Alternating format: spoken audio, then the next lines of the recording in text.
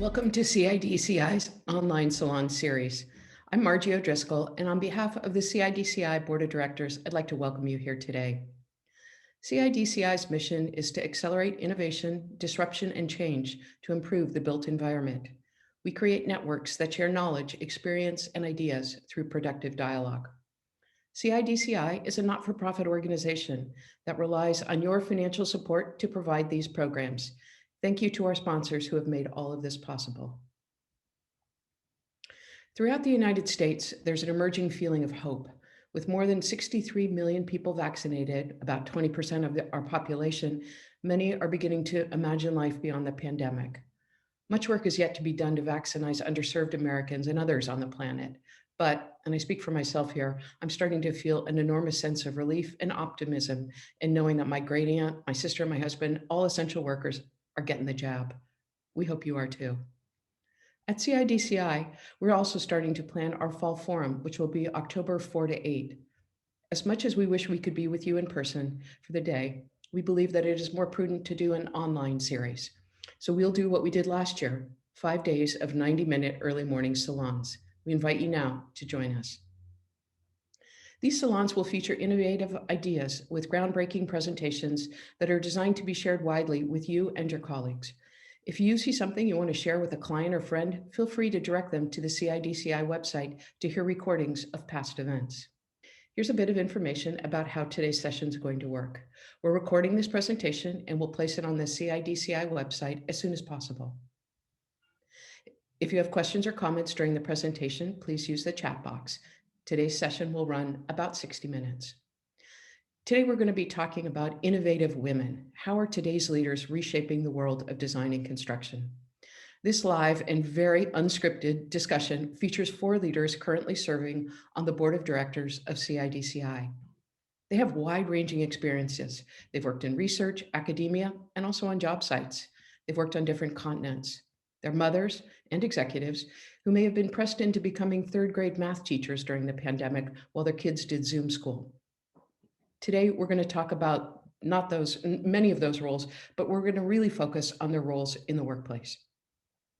Our format for today will be that I will ask each of these participants to introduce themselves. Then I'll give a little overview about women's participation in architecture, engineering, and constructions. Then we're going to dive into questions for the group.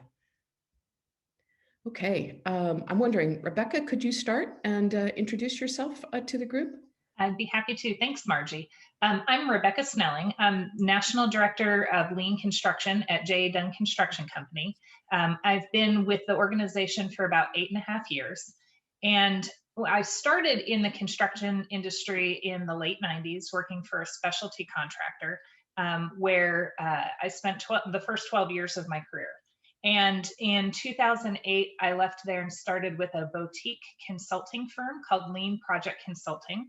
That is a consulting firm for the AEC industry that's really focused on integrated project delivery, lean construction, and lean design.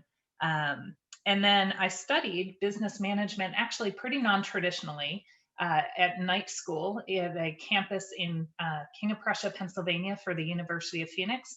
When I was 20 years old is when I started as a full-time working adult. And my major is business management because I really didn't know what I wanted to do at that point still. In my current role, I work with leadership and I work with my team of 10 folks around the country to help really continue to grow and develop the organization in their culture and their application of lean processes and principles. Thanks. Thank you, Rebecca. Patricia, do you want to go next? You have to tell everyone what the beautiful backdrop is too behind you. Thank you, Margie. Yeah, my beautiful background is my hometown. I'm actually from Brazil.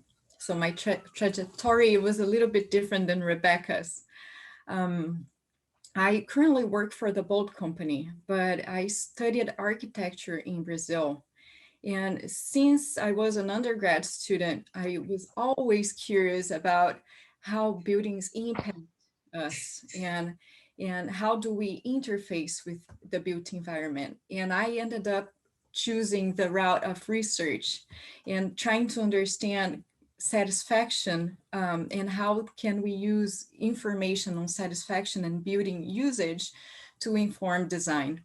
And I ended up doing a master's and switching in a civil engineering school about that topic. And in the master's, we would look not only into design, but also in the delivery process of projects, the design and the construction phase, and how that influences the delivery of value in the built environment.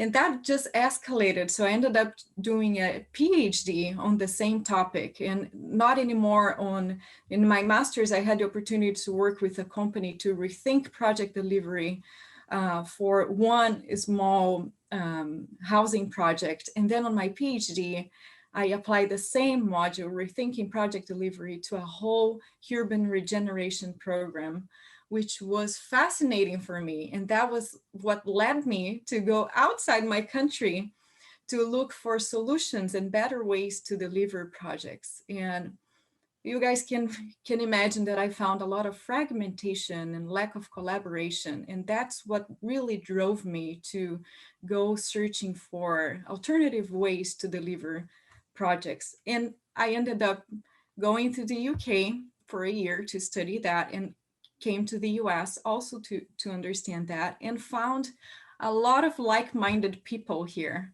and ended up joining the industry, working for companies that were like in the cutting edge of collaboration and trying to implement collaborative practices in any type of delivery, any type of project delivery. And that includes Superior Air Handling, which was a mechanical contractor. Then I worked for UCSF, also in the public sector, trying to push those collaborative practices. And now I joined Bolt. And at Bolt, I'm lucky enough to work in operations and in the PIR department, which is the Performance Resource and Innovation department at Bolt. So it's great. Thanks. Tuyet, do you want to go next? Sure, thank you. My name is Tuyet Lee, and I'm the Vice President of Business Development at McCarthy Building Companies. I've been in the Bay Area for about 25 years, and next Tuesday, my family and I will be relocating to Southern California, where we are opening a McCarthy office in downtown Los Angeles. So I come by way of a completely different background than my peers here. I come from a business background, and I stumbled upon the AEC just by working my way through college part-time and paying my way through school. So what my work is about engaging with our teams and connecting the dots and design thinking. So what I do with that is, it's a completely other side of our business that is not, field ops or pre-con or anything like that. My role is to find new business for our partners and connecting those dots and bringing the teams together, and which affects, many livelihoods. And I'm happy to be here this morning with this incredible panel of my board members. Thanks, Tuyet. Semiha. Yes, good morning, everyone. This is Semiha Ergan. I'm a faculty at New York University. I am part of the Civil and Urban Engineering department, also have affiliations with Computer Science and Engineering, and also I'm an associated faculty with Center for Urban Science and Progress that looks into urban informatics and how the built environment affects the urban population. I joined NYU 5 years ago as a tenure-track faculty member. Before that, I was an assistant research professor at Carnegie Mellon University, where I also had my PhD. So I received a PhD in computer-aided engineering, looking into how technology impacts and changes the design, construction, and also operation of civil infrastructure systems. So I have a wide variety of exposure to different types of technologies that had an impact on the practices that we see in the AEC industry. What I do as a faculty member is I love doing research. That's a major part of my work. that I have a group of PhD students that I manage along with master's students and undergraduate students, all the way to outreach that we host high school students over the summer periods for them to get engaged into STEM related activities, also have an initial understanding of how things work in the design, construction, and facility operations. My research is mainly focusing on the current research portfolio is focusing on the facility operations, looking into how we can manage data properly to run these civil infrastructure systems effectively and efficiently, looking into applications in smart buildings, understanding how we can make sense of the sensor data and define, for example, operational patterns for facility operators to run these systems more energy efficient. That's just one angle, but I have some other research topics that I want to touch base during this panel discussion that I think has an innovative aspect as well. So. Thank you. I'm so in awe of all of you. So let me try and give a little context to this conversation. I'm not sure if these exact statistics are right, but they certainly seem to resonate with all of us. According to some of the research I did yesterday, in the United States, about 10% of workers in construction are women, about 13% of engineers are women, and about 17% of licensed architects are women. Women comprise about 51% of the population, so we're not anywhere near parity in most of those professions. I'd like to start out by talking a little bit about innovation and asking each of you how you define innovation in your particular work within the design and construction industry. Semiha, may I start with you? Yes, definitely. So, I mean, in general, when you look into the dictionary definition of innovation, you're looking into some ideas and concepts that are converted into practical use that would change the application areas. This could be the design, this could be the construction or operation of the civil infrastructure systems. The idea here is with innovation, the end thing, I will call it, it could be a product, it could be the entire business process itself that changed the practice. And there is a reason why you want to apply this innovative concept or idea, because it brings maybe more efficiency, or it brings more effectiveness, it increases your profitability, or simply your competitive advantage to get bids in the AEC industry. So in general, I would define it as these products, processes from an idea converted into a practical use that has a positive impact. That's how I would shape it. That's great. Patricia, how about you? How do you define innovation in the work that you do? I really like Semiha's definition, but I think I would add to that in my understanding, innovation always starts with a problem. And quite often we jump that that portion of the equation, right? So it's really understanding what are the challenges that we have, and how do we overcome them, and looking for solutions to overcome them. And in the construction industry, I think innovation happens from two different sides. It's top down and bottom up, right? So you see innovation, for instance, in technology, companies wanting to introduce technology for productivity improvement for a lot of different reasons. And those are generally top-down initiatives. And you also see, if you go to the job sites, it's just fascinating the amount of innovation that happens when people are trying to make those buildings become a reality. So there is a lot of bottom-up innovation happening, not only on job sites, but also in the office, in the design portion, right? To make this become a reality.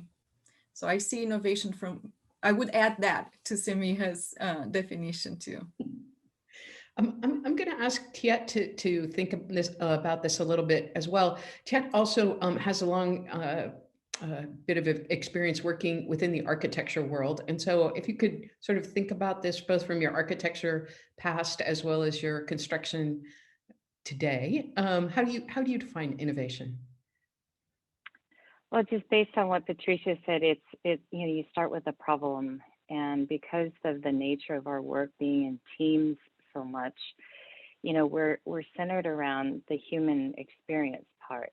And so innovation, I feel like it's driven from this human-centered place. And then you prototype and you iterate and then you solve these really complex problems. And so as you take a look at how we, you know, around design thinking, you know, there's different phases of it. And so innovation comes from that place of, if we think about how we're working in teams, how we're solving complex problems, and it's that fluid and interactive process of problem solving. And out in the field, we solve some pretty gnarly complex problems, you know, and it requires the skill sets and all of the thinking with our teammates, you know, with our partners in the field and our trade partners out there, just constantly iterating and bouncing ideas off of one another. And sometimes, you know, those morning huddles where you get 4 people on a problem, they can work it out pretty quickly. And it just reminds me of mission control, you know, and in a big mission like that, you know, you pull people together in small groups and you think about a particular problem and you go and you solve that problem. So it's that iterative and fluid process of problem solving. That's great. Rebecca, how about you? Yeah, you know, the 3 ladies did a great job kind of defining it. I think the only thing I would either reiterate or add on back to the solving a problem. So often we see people focus on innovation for the sake of innovation itself, rather than what problem are we trying to solve or what value are we trying to add that we can give to our client, whether it's a faster project or less expensive or whatever. So that's where we like to think about it. And it can be very much focused on the product. It can be focused on how you manage the process for planning for a project. It can be focused on any of the support side, you know, whether it's even in how accounting works to process all of the payroll and the subcontractor billing and things of that nature. But really just keeping the idea focused on what is the expected outcome we're going to get from this, and how is that going to drive more value to our client? That's great. Margie, I just want to add a couple of things here now that everybody had a chance to define or describe how what's innovation and how we can make it happen in AEC. Some of the things that, for example, in a research setting, we always talk about is the drivers behind innovation and also the enablers behind innovation. I forgot to mention those aspects. So some of the discussions that we have here was about the drivers behind innovation. So there should be a need, there should be a problem that we are paying attention, and there are ideas, concepts that we can define and then take it all the way to the product definition. Beyond the driver, that's an important aspect. Without the need, whatever the solution comes up will be like a hammer that's going around without a perfect nail. So we also give that analogy that that there should be a perfect match between the hammer and the nail too. But also from the enablers perspective, we also, especially in the research setting that we discuss, is there should be mechanisms that are around supporting that idea that we are grooving in now that we have a driver behind, right? We have an identified need. But in terms of the enablers, like technological developments that are happening around that makes it possible, like there are several things that are beyond our industry, not specific to our AEC, happening around like Internet of Things, new technologies like 3D printing capabilities, etc. Data standards, like things that makes us sharing data, exchange, design information seamlessly with other applications. Those are the things that are happening, like software companies investing in those things are great things that also embrace that idea of, okay, now I have a novel idea and that you're going through that path of innovation. So enablers, drivers. That's great. What type of work environment do you think uh, fosters or helps create a more innovative working environment? And how do you think that this industry, the AEC industry, supports or doesn't support that? Margie, I think we have been hearing so much about a psychologically safe environment, and I think that is key to in any environment where, if you feel that your voice and your opinions will be, you'll be humiliated or you'll feel embarrassed or anything like that, or be disregarded, no one will speak up. And without that safety net and that psychologically safe environment to speak up, you lose a lot of innovation. And unfortunately, it's usually around because our industry is lacks females. We are surrounded by a lot of very, very strong opinions and personalities, and so we just interact differently. Men and women interact very differently, and so the environment that we're able to create and nurture, I think that's where the innovation will come from. Because everybody will be solicited, everybody will have a chance to speak up. Even in the most shyest of us will feel that, if I say something, it's going to be okay, and I don't have to process it for 20 minutes, and then, you're moving on to the next thing. I think part of the big value in that, the psychological safety is completely key to it, as well as diversity in not only men and women, but just different backgrounds and different upbringings. And because first of all, the more different thinking you have, the better your possibilities for outcomes, right? The more things you can put together. And the piece around psychological safety, for those of you who might not know what it means, Tuyet kind of explained it, but it's, you can say anything and not worry about anyone giving you a hard time about it or fear of any kind of repercussions.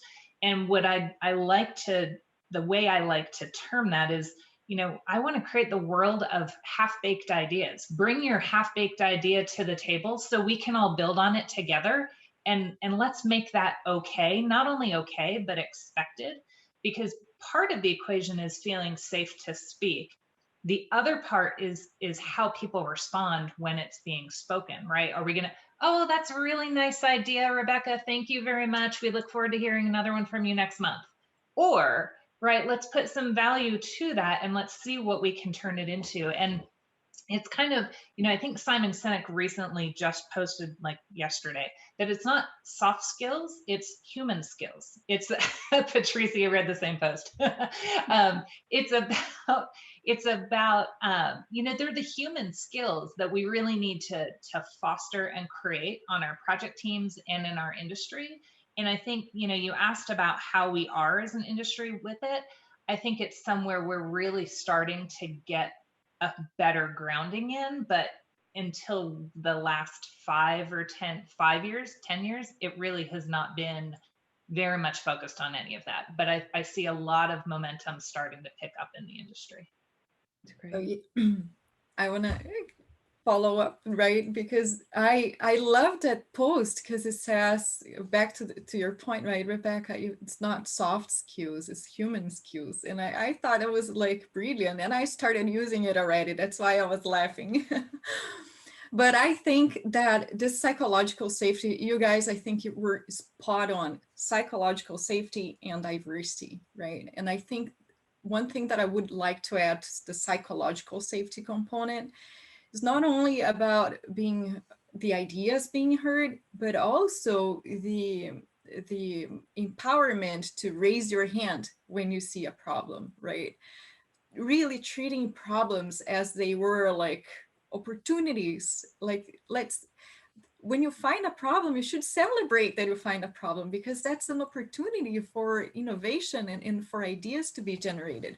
So I would even bring it back earlier, right? Psychological safety, to be able to raise the hand and and speak up about the problems that we are seeing and discuss to see what kind of ideas we generate from that. And then on that idea generation, the more diverse the group is, and that was almost like the topic of my PhD thesis, right? We should not be working in silos in this industry because it's just so complex. We need to rely on each other to generate better ideas. Oh, sorry, I'm getting a call here. So anyway, people with diverse backgrounds and diverse exposure to different things will help you even frame the problem differently. Not only find different solutions, but might help frame the problem differently. And that's very important in my understanding. Yeah, I completely agree with what has been discussed so far in terms of diversity, inclusion, right? Giving opportunity for everyone and creating mechanisms for everyone to speak up and feel okay to share ideas. But one aspect that I was thinking was also adds value to idea generation is interdisciplinary nature of teams that are working together. I think that also makes an impact in terms of what types of different angles we can bring on the table and like open up that entire search space, I would call it, that we can explore before we dive into a solution. So that's I think an angle that definitely I benefited in research settings, and that might have applicability in general product definition or innovative idea generation. One other thing that I was thinking was in those kind of discussions when people, it's equally, I think, important that when people share their ideas, there should be active listeners, that anybody that puts an idea on the table, somebody should actively listen and try to make sense of that idea and then take it to the next level. Otherwise, you say something, people hear, but there's no action taken. So I think that's also, that should be taught as part of the solution space for bringing that inclusivity, different backgrounds into the conversation.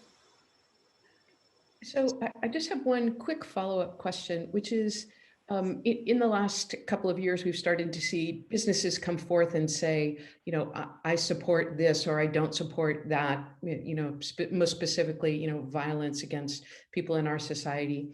Do you feel like those statements by companies matter to the people who work within them and create a safer environment? I think so. Yeah. Oh, sorry. Go ahead, Patricia. Oh, I was just going to mention that I think it always starts with awareness, right? And I think talking about it and talking more about it, it creates the awareness. And I think that's the seed necessary for things to change. So if you want to change something, you have to start by planting the seed. And I think that communication is a big component of it.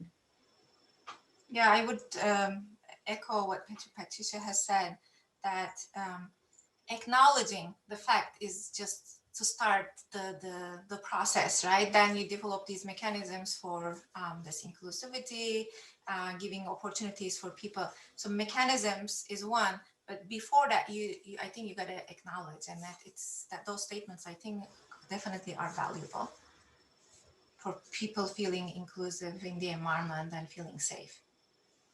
I would agree with all of that, with the exception and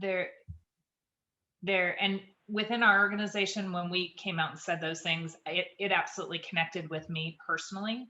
But I think that your organization, your senior leadership, when they put a message out like that, they have to firmly be behind it. It has to be genuine, because when senior leadership puts out any kind of message that is not genuine, their people feel it, and it oftentimes has the opposite impact. Great, thank you. So I want to switch gears a little bit and talk about building buildings. It's super complicated, and often great teams come together. They work really hard, sometimes for many years on a particular project, and innovative ideas come out of that. And one of the things that we talk about at CIDCI is that oftentimes that project team will disperse, and those innovative ideas may move into the ethosphere and not be implemented. So I'm just wondering, from your perspective, when and how do those innovative ideas that come up actually end up sticking, and what role, if any, do having women on a team impact that? What we do at McCarthy is, the innovative ideas that come out of a project, we actually have an entire innovation team. And we, what I discussed earlier about the iterative fluid process of it, we actually collect those ideas. And to Semiha's point earlier, it's not just a matter of, you hear it, but you hear it and you collect it and you go and you iterate on it and you make something of it. There's an action item behind it. So, our project teams are innovative every single day in what they do in problem solving. And so we take that and kind of create a little, bowl of innovation gold, and then try to build upon it further. And the second part of your question was, how do women contribute to that? Women do.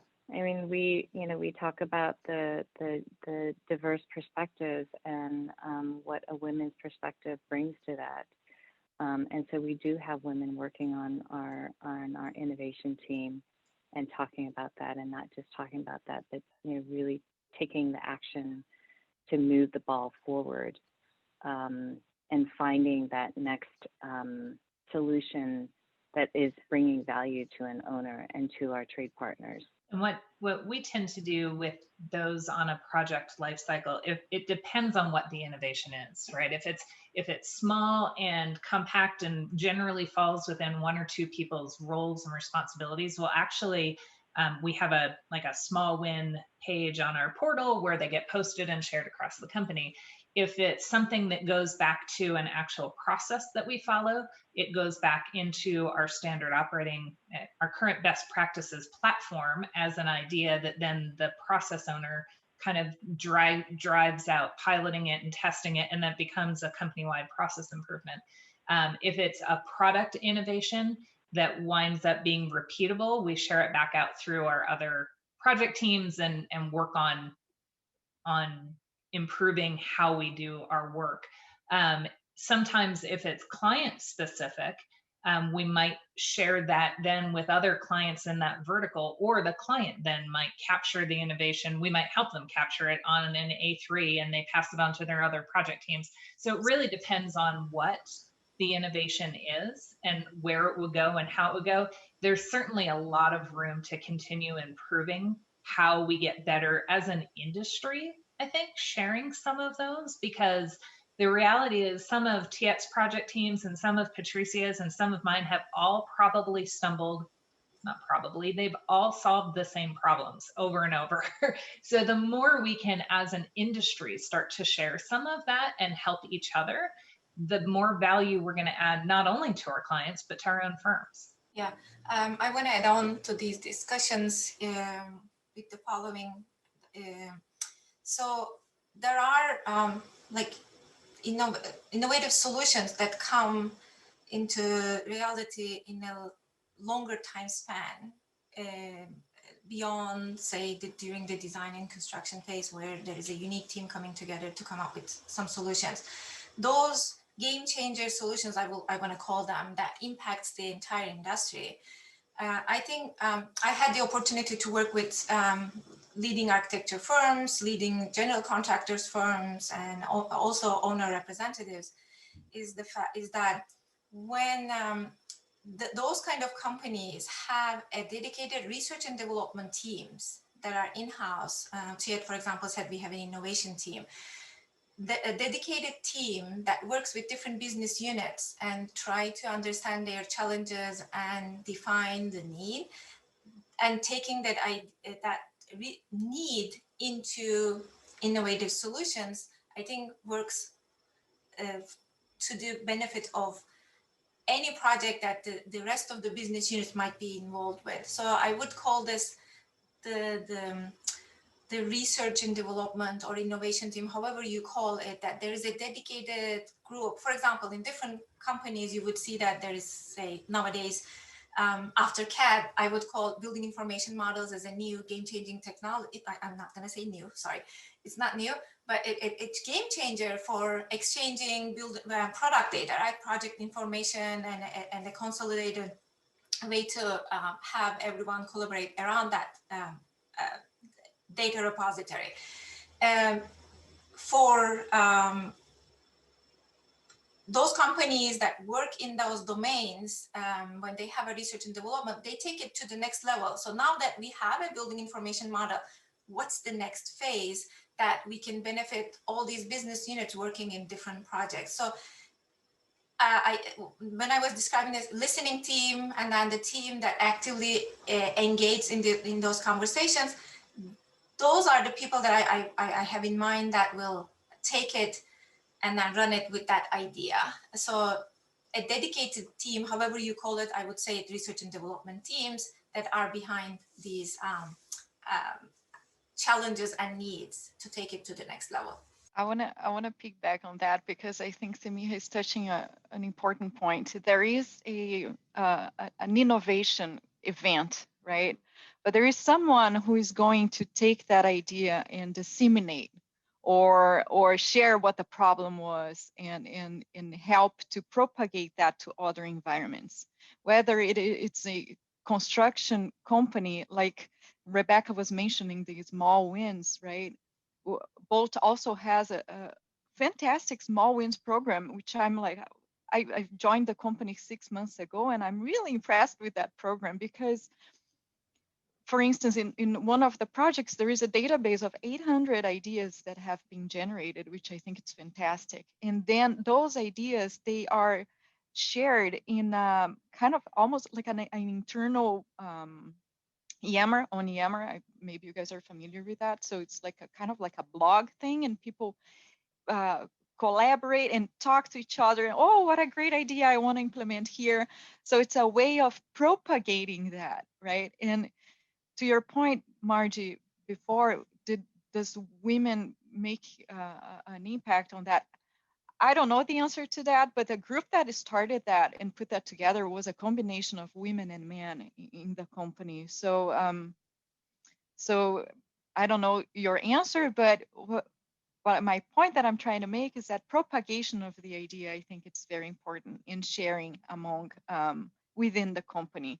And to Semiha's point, also, like if you really want to do a change in the industry, that are in several countries, like in Brazil, in the UK, over here, there is a the academia and sometimes even the government makes that role of working together with the industry to propagate and disseminate those ideas that happen in the localized level, right? And that's what happening with, like, over here with the introduction of IPD, the introduction of Lean. We have the Lean Construction Institute, we have researchers from academia, we have the industry, all partnering up, right, on a very well, working very well together on a good ecosystem to make those innovations sustainable and disseminate to change the industry. So I wanted to mention that. That's beautiful. We have a number of people beginning their careers, both men and women, who've joined the call, and I'm just wondering what advice you would have to those entering the field now about why you've stayed and what the opportunities might be. Now, come on, you've all stayed a long time. I know you must have some thoughts about that. So I can start. Find the like-minded people, right? Focus on the change you want to cause, the problem you see, right? And the change you want to see in the industry or the change you want to see in the world, and partner up with talented and like-minded people that are going to understand the same problems that you see, that it's going to understand your motivation, and it's going to join forces with you and listen to your ideas and the way you see things, regardless if you are a man or a woman or which country you come from, right? So that's, I think, my suggestion for those people starting their careers, regardless, even in the field, right? Not only construction, but find your group of people that you want to hang out with and that you want to join forces with to change the problems that you see. Yeah, I completely agree with what Patricia has said. I also want to include that start with when you're looking into these group of people that you want to interact, start small. Definitely start exchanging your ideas, but also don't be afraid of speaking about your idea or concept that you have been brewing.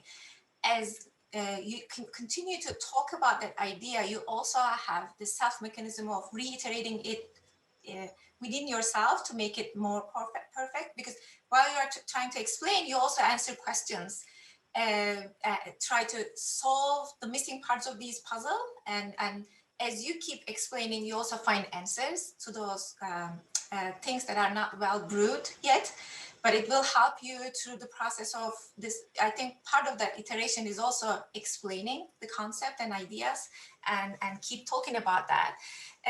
In terms of the group that you want to engage, also when you start small, that's a great thing. Like-minded people, you want to see the enthusiasm of the people for the concept that you have been brewing, but also I think working with experts in the field, people that know the domain. Maybe you're a newbie in the industry, you don't know the domain yet, you don't know the challenges, but when you find the right people who have expertise in that area that would give you that expert knowledge or the domain knowledge, whenever you have a question, they will answer. I think that's also part of that ecosystem that opens up that innovative umbrella.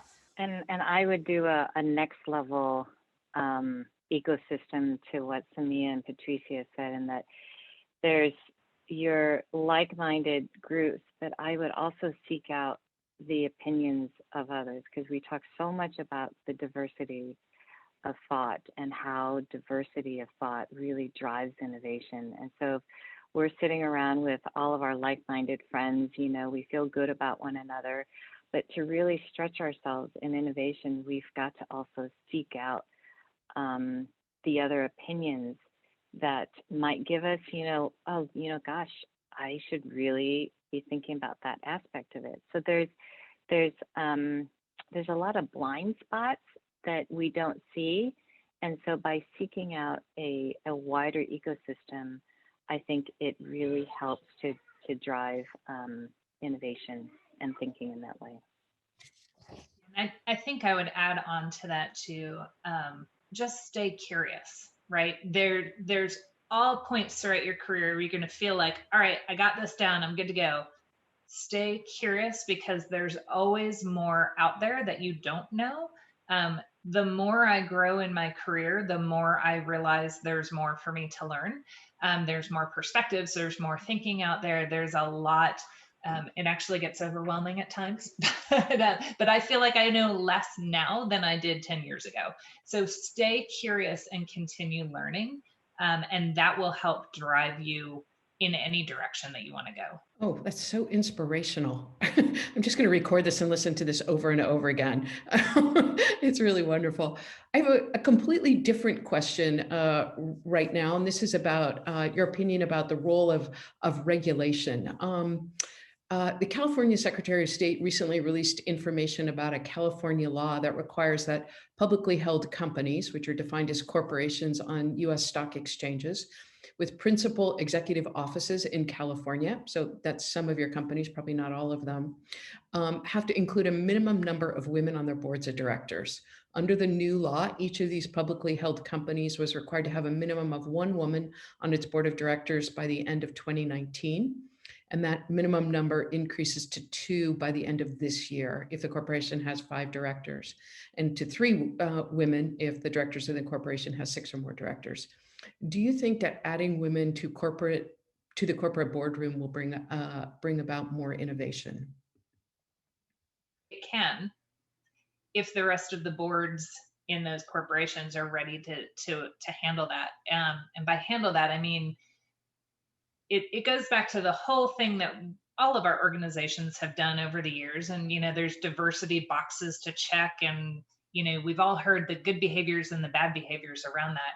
But if the intention of those boards is to really include those women as part of their board, then yes, it will absolutely foster more innovation. If their intention is to check that box and keep those women silent on that board, then it doesn't really matter. It's not doing anything, but it is a step, I think, in the right direction.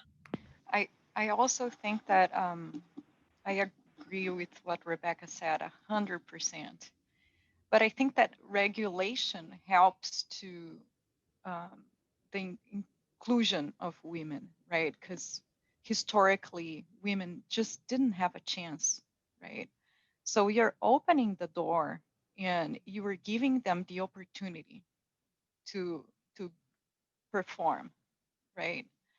Which we didn't have before. So I like that regulation is opening that door.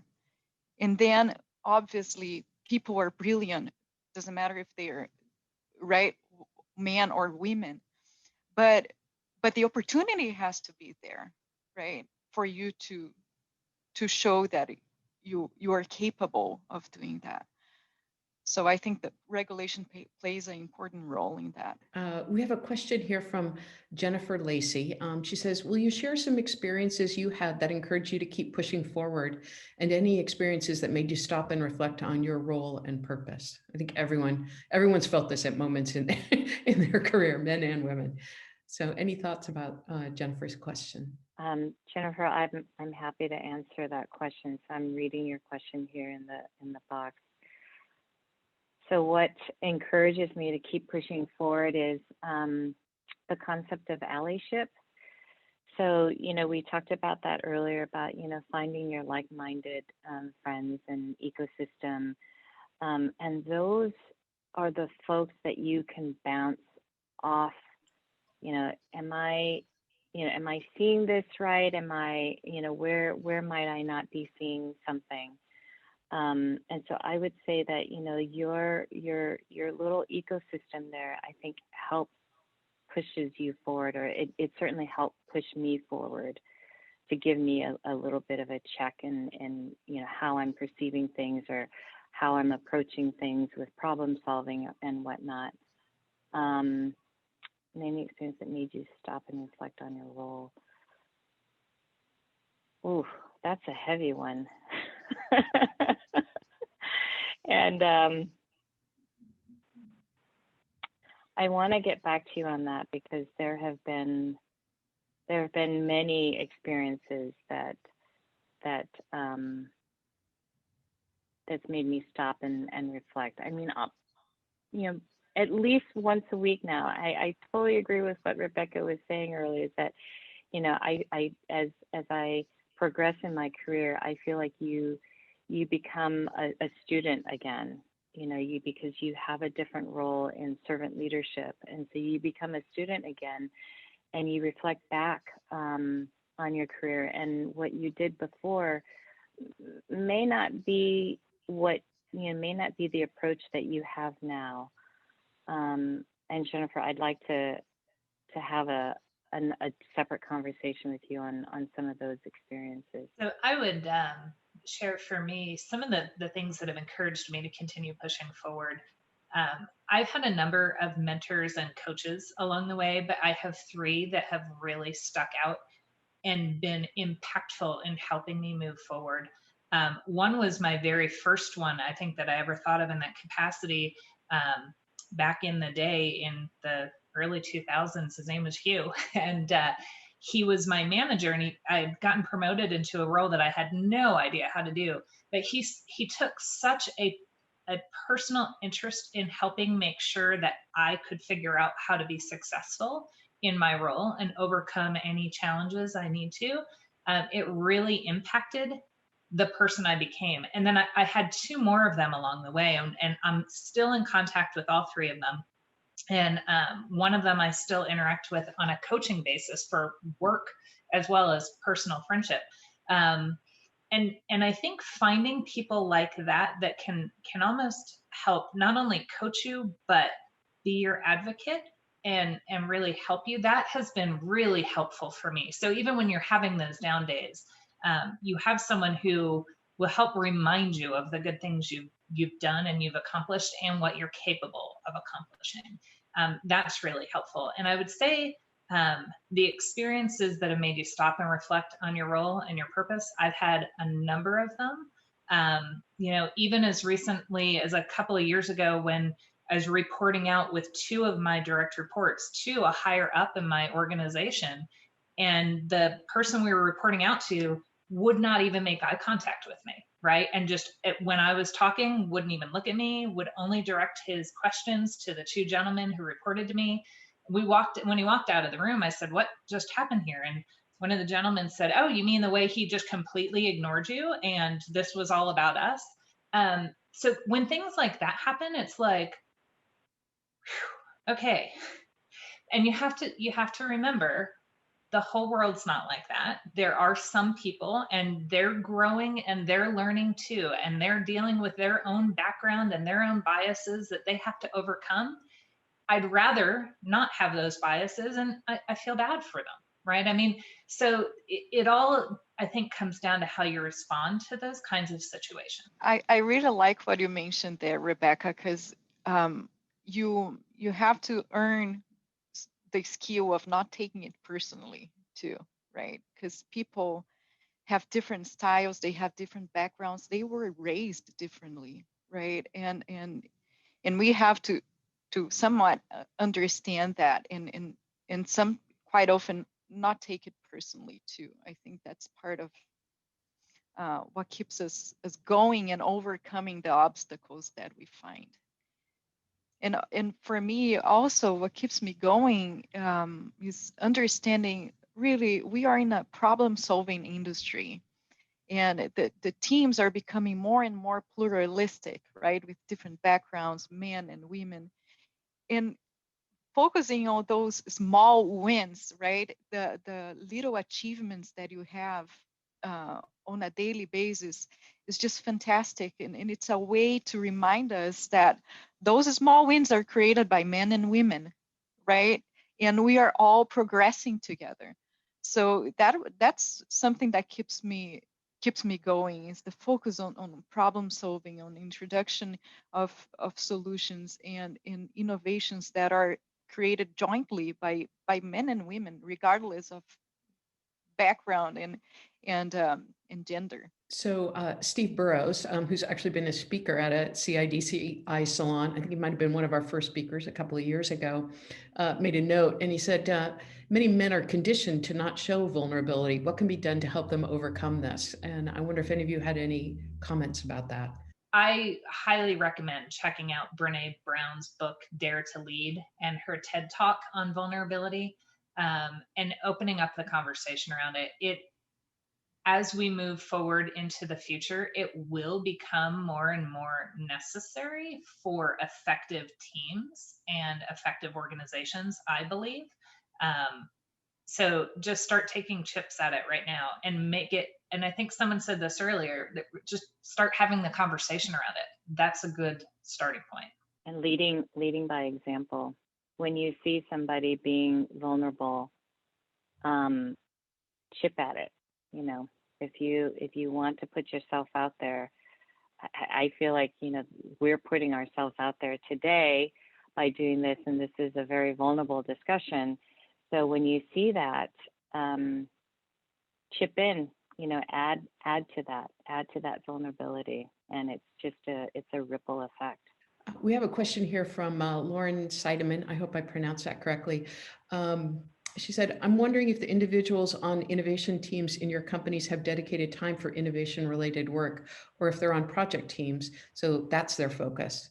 I think this ties back to what we discussed earlier, saying that if you have dedicated research and development teams or innovation teams that look into the challenges broadly, not specific to a specific project and its needs, these solutions will come and will be applicable later to those individual projects. But if there are people that are working in project teams but eager to be part of those discussions, I think they should just open up this to their peers and then the upper management to say that I have vested interest in these and I want to be part of. So I think that's doable if there's interest there. Yeah, I echo that. Also at Bolt, we have the performance and innovation department and the project teams, and it's a two-way communication, right? People from the innovation department is deployed to the projects, and people from the projects have also a communication with the people that work in that department. So there is a collaboration there, and quite often people come to the innovation department, and then they go back to the project. So, so yes, there is both, and I think what is important is to have that two-way communication between operations and the innovation department. Do you have a dedicated innovation department at JE Dunn, Rebecca? No, we don't. It's we have I'll call it a committee of folks that come together and talk through it, and then actions from that get filtered back into folks who do the work, whether they're in IT or on project teams or things like that. So that's really how it is. So we don't have an innovation team per se. We're approaching the last minute of our time together. I can't tell you how quickly this passed for me. You're all so compelling and so interesting. And I loved watching the dynamic between all of you. I want to give any of you just about 30 seconds to say a last word to our audience. Thank you everyone for being part of this discussion. We hope that you enjoyed the discussion as much as we did, and hope to be back with another panel discussion in the near future. Thank you everybody for joining, and I would just ask that be vulnerable, put yourself out there, and there's really nothing to lose. Use your voice. Yeah, I echo that. Thank you very much for listening to us, for coming and participating, and put yourself up there. I think Tuyet said it beautifully, and we are also here if you guys have any questions. You can reach out to us. We are available also to extend the conversation offline. Thank you. And yeah, and thank you for having us. And yes, put yourself out there, be yourself, be confident in what you know, and be very much aware of what you don't know, and be curious. Great. Thank you all so much. This concludes CIDCI's online salon. We're recording this session. It'll be on the website as soon as possible. To join us for future webinars, please subscribe to our newsletter. Our next salon will be on April 21st, and it features Kaushal Diwan from DPR and Dave Burns from McCarthy Builders. Join two of America's most interesting construction innovation leaders in a frank conversation about both the opportunities and the challenges of their work. Special thanks to Monica Zwisler for keeping us on track, as well as Semiha, Tuyet, Rebecca, and Patricia. Thank you for joining us. As always, if you've got thoughts or comments, please reach us via the CIDCI website contact link. Thank you and be safe.